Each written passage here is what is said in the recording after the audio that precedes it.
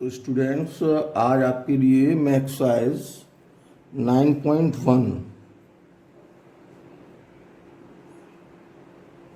के question solve करके दिखाता हूँ। मैं कुछ क्वेश्चन सॉल्व करूँगा, कुछ क्वेश्चन आप स्वयं भी कर सकते हैं। तो पहला क्वेश्चन है आपका कि प्रश्न 1 से 6 तक के अनुक्रमों में प्रत्येक के 5 पद ज्ञात कीजिए। यानी आपको सिर्फ 5 पद निकालने हैं शुरुआत के, और जिनका nवां पद दिया गया है। तो क्वेश्चन नंबर 1 है आपका,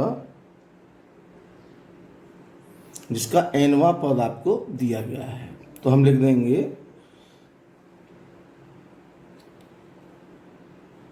दिया गया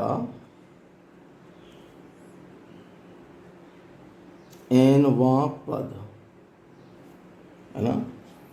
कुछ लोग इंग्लिश में लिखना चाहते हैं तो वो कुछ इस तरीके से लिख सकते हैं, गिवन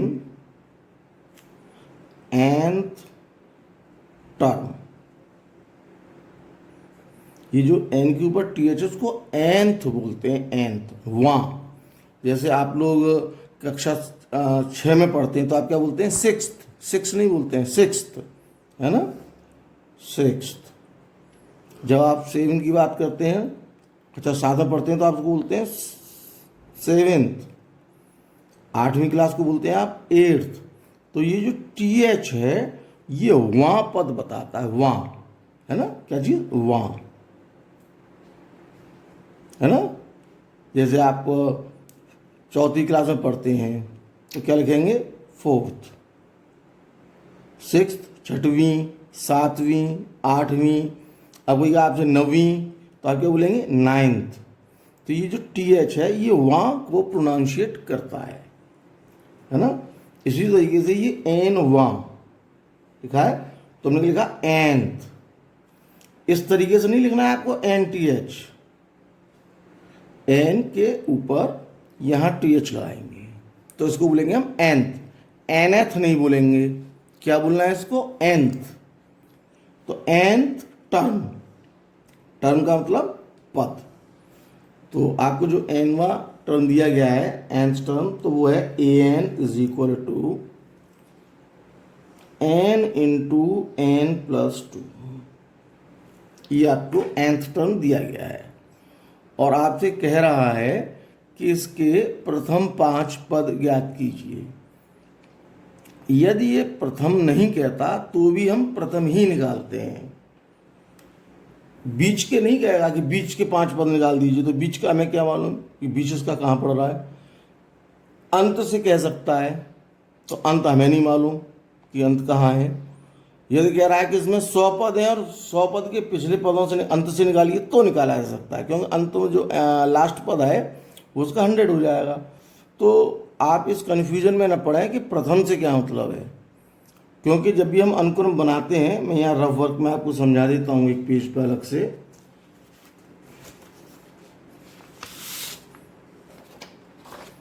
जैसे हमने अनुक्रम लिखा कोई 2 4 6 8, तो हम कहाँ से लिखते हैं, सब कुछ कहाँ से लिखते हैं, प्रारंभ से ही करते हैं, है ना। ये प्रथम, यहीं से शुरुआत होती है इसकी।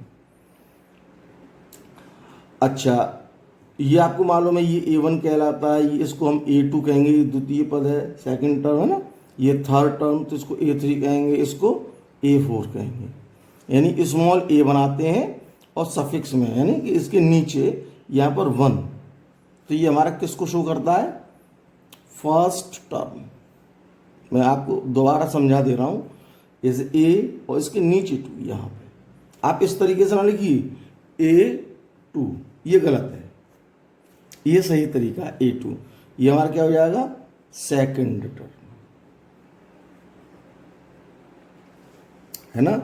इसी तरीके से कोई क्या आपसे 17वां पद, 17th टर्म, तो यहाँ A70, है ना। तो क्या हो गया, 17th।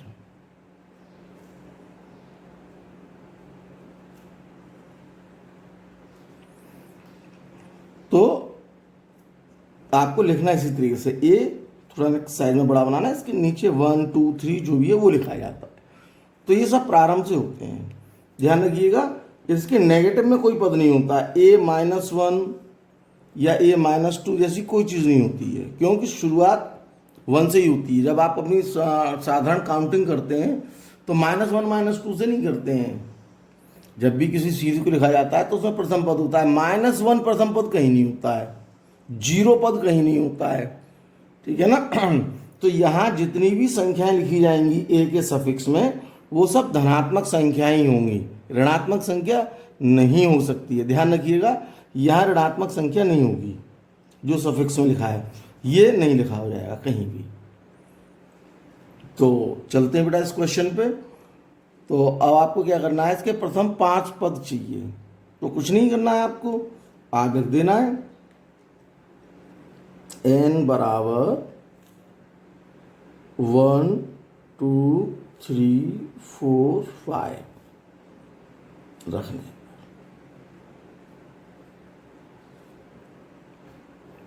क्या रख दिया, n बराबर 1 2 3 4 5, क्योंकि आपको प्रथम 5 पद ही चाहिए तो आपने 5 तक लिख दिया। तो आप जरा n बराबर 1 पे देखें क्या आएगा। जैसे हमें n बराबर 1,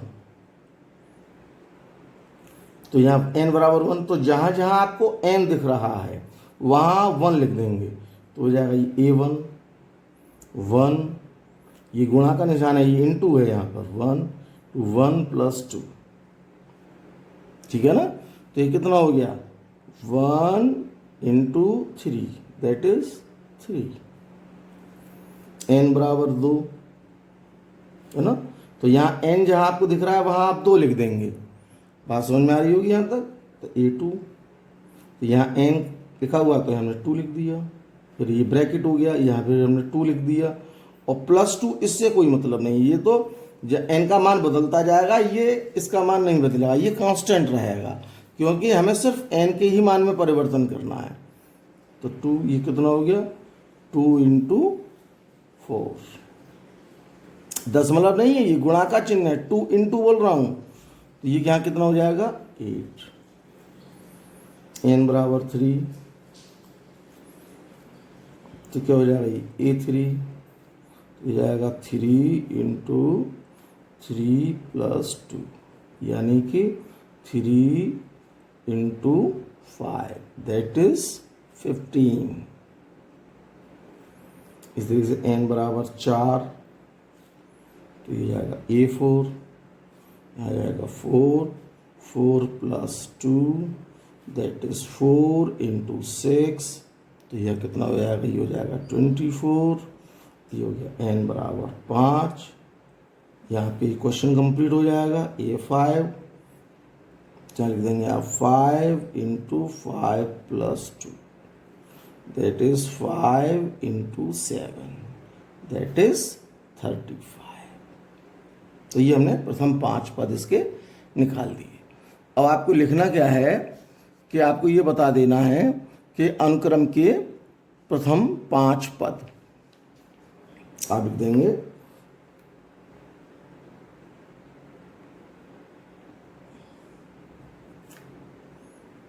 अनुक्रम के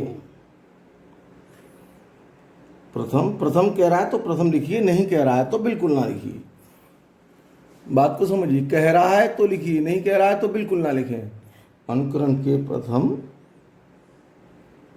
5 पद क्या क्या हो गए, 3 8 15 24 35, इतना लिखना है। इसके आगे एंड सो ऑन भी नहीं करना है, क्योंकि हमें बस इतने ही चाहिए थे, ठीक है ना।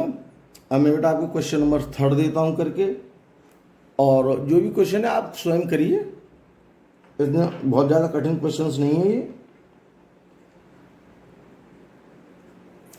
वहाँ आपको जो एन है, यानी जो nवां पद है, वो इस तरीके से दे रखा है। हमने लिख दिया दिए गए, बीच में आप इंग्लिश का प्रयोग कर सकते हैं, सीक्वेंस का nth टर्म। आप इस तरीके से भी लिख सकते हैं, इंग्लिश हिंदी मिला के भी लिख सकते हैं। तो वो आपको गिवन है en is equal to 2 to the power n। क्या दे रखा है? en is equal to 2 to the power n, यानी कि जो n है अब 2 की पावर में है ना, जिसको आप बोलते हैं घात, तो उसकी पावर में है।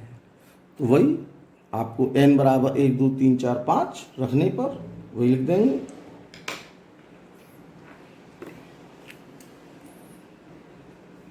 n is equal to 1 2 3 4 5।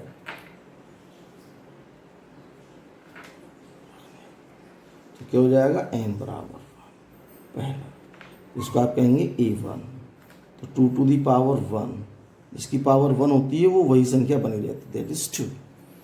फिर n is equal to 2, that is a2, है ना। n जहाँ जहाँ n दिखे तो यहाँ हो जाएगा 2 की पावर 2, यानी कि 2 का वर्ग कितना हो गया? 4। n is equal to 3, a3, है ना, n की जगह 3 रख दिया, 2 की पावर, तो 2 की पावर 3 कितना हो गया? 8। n बराबर 4, a4, 2 to the power 4।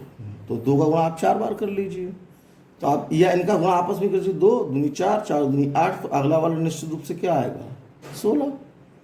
n बराबर 5, आप यहाँ लिख दीजिए a5, यहाँ इस स्थान पर ये हो जाएगा 2 टू दी पावर 5, जहाँ n दिख रहा है ना। अब 2 दूनी 4 दूनी 8 दूनी 16, या आप 2 का गुणा 5 बार कर लीजिए, वरना ये सीक्वेंस बना हुआ है, तो यहाँ क्या हो जाएगा? 52। ठीक है ना। तो हम क्या लिख देंगे?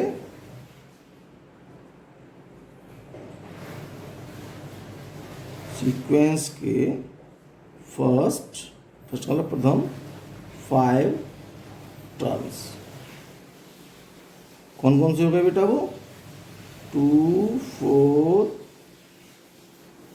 8 16 एंड 32। ये आपका क्वेश्चन यहाँ कंप्लीट हो गया। तो इनमें कोई विशेष बात नहीं, जहाँ n दिखता है आपको वहीं पर क्या रख देना है? 1 2 3 जो आपसे निकलवाया जाए वही आपको रख देना है। इस तरीके से मैं एक क्वेश्चन आपको और करके दिखाता हूँ। ये आपका 5वां क्वेश्चन है। आपको देखने में अभी अजीब से लग सकते हैं, क्योंकि आप पहली बार इन क्वेश्चंस को देख रहे हैं, तो आपको थोड़ा सा अजीब सा लग सकता है। ये क्वेश्चन नंबर 5 है बेटा आपके लिए। यहाँ आपको दे रखा है an, कुछ अलग जैसा लगेगा, तो आप लिख देंगे given nth term of the sequence, given nth term of the sequence का दिया गया nवां पद, ठीक है ना। गिवन दिया गया nth nवां ऑफ द सीक्वेंस, यानी सीक्वेंस का, अनुक्रम का, ठीक है ना। तो वो आपको दे रखा है an is equal to -1 to the power n minus 1 into 5 to the power n plus, ये आपको दे रखा है। तो कुछ नहीं करना है, जैसे अभी तक करते आ रहे हैं। प्रथम 5 पद चाहिए, 1 से लेकर 6 तक के क्वेश्चंस में यही दे रखा है।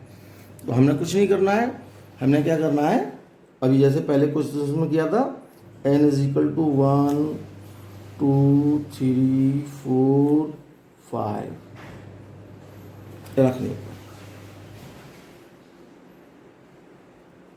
कोई इंग्लिश में लिखना चाहता है तो वो लिख दे पुटिंग, जो इंग्लिश में लिखना चाहता है, putting n is equal to 1 2 3 4 5, वो ये लिख सकता है।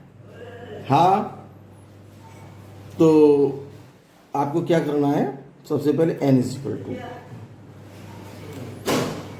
टू 1, दैट इज a1 रखेंगे। तो जहां n दिख रहा है तो n यहाँ -1 की पावर में भी दिख रहा है और 5 की पावर में भी दिख रहा है। तो -1 to the power 1 minus 1, n के स्थान पर 1 रखा है, और ये हो जाएगा 5 टू दी पावर 1 प्लस 1। तो अब ये क्या हो गया, ये हो गया -1 टू दी पावर 0, 1 से 1 कट गया, और 5 की पावर हो जाएगी 2, तो किसी की पावर 0 हो तो +1 में कन्वर्ट हो जाता है। तो ये जाएगा 1 इंटू और 5 का स्क्वायर 25, दैट इज इसका वैल्यू होगी 25।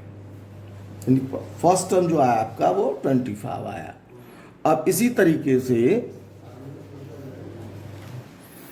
n बराबर 2 रखेंगे, n is equal to 2, that is a2 minus 1 to the power 2 minus 1, 5 to the power n के स्थान पर 2 रख दिया तो 2 प्लस 1 क्या हो जाएगा, -1 की पावर -1 टू द पावर हो जाएगा 2 माइनस 1 है, 2 में से 1 जाएगा तो 1 बचेगा, और 5 की पावर हो जाएगी 3, और -1 की पावर 1 है तो ये हमेशा आपको क्या देगी -1 इंटू और 5 की टू द पावर 3, इसका मतलब हो जाएगा 125, यानी आज का आपको 3 बार गुणा करना है तो 125। इसका गुणा किससे हो रहा है, -1 से, तो ये जाएगा -120।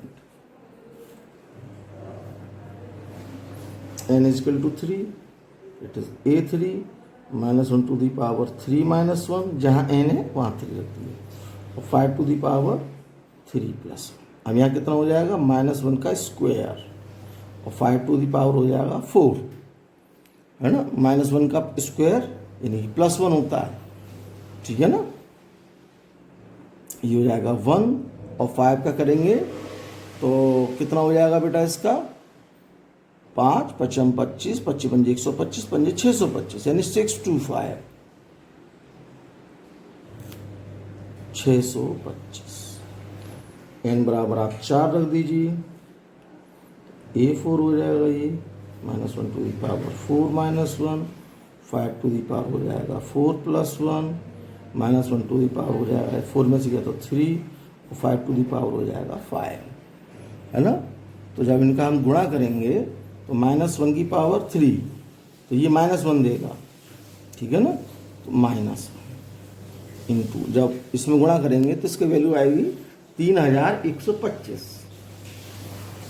आप गुणा करके देख लेंगे खुद, 3125, तो आंसर हो जाएगा इसका -3125, 3125। n इज इक्वल टू 5 रख दिया आपने बेटा, तो अभी हो जाएगा a5 -1 to the power 5 minus 1, और 5 टू दी पावर 5 प्लस 1, है ना, 5 रख रहे हैं तो 5 5 माइनस 1 5 प्लस 1, तो ये हो जाएगा -1 टू दी पावर 4 और 5 टू दी पावर 6, है ना।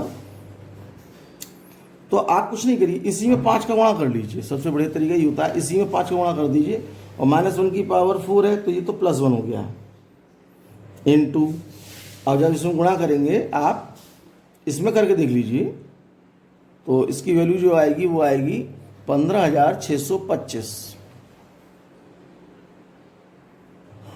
आप गुणा करके देख सकते हैं, तो 1 से मल्टीप्लाई करेंगे तो संख्या वही रहेगी, तो 15600। तो इस तरीके से आपका जो आंसर है वो ये हो जाएगा,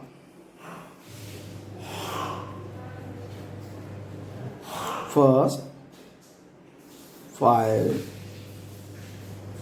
टर्म्स ऑफ द सीक्वेंस।